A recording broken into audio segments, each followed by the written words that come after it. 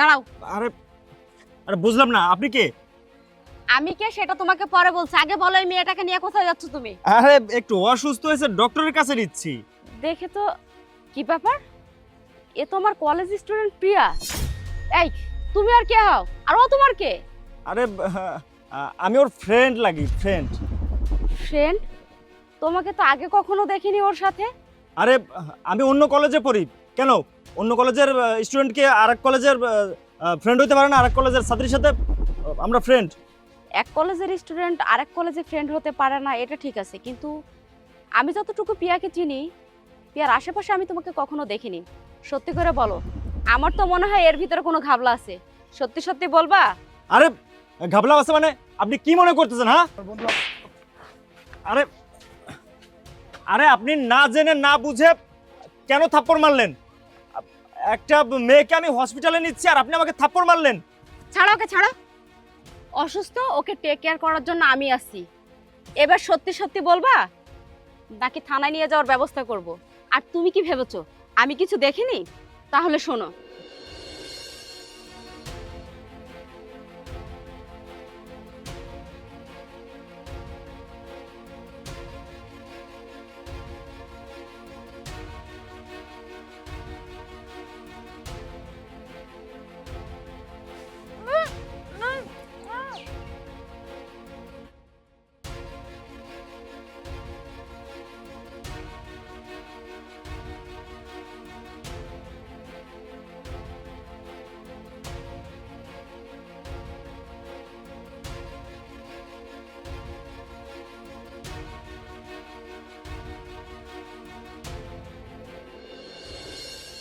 এবার বুঝছো?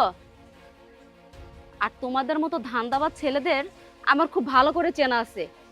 রাস্তাঘাটে মেয়েদেরকে তুলে নিয়ে যে তার বাবা মার কাছে লাখ লাখ টাকা ডিমান্ড করো, আর যখন ডিমান্ড দিতে না পারে তখন মেয়েটাকে অপহরণ করে তোমরা মেরে ফেলো।